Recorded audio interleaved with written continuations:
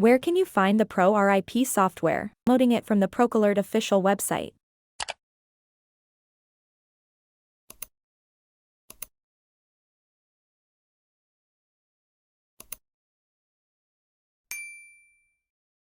Double-click to start the installation.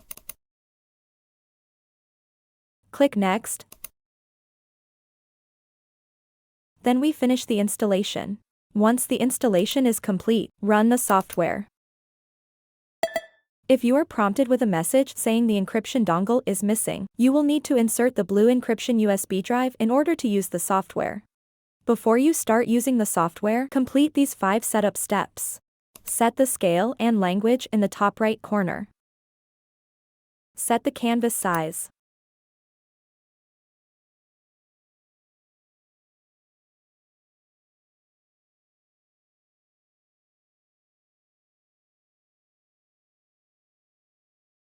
Click the driver settings after selecting RIP. Select the correct printer driver.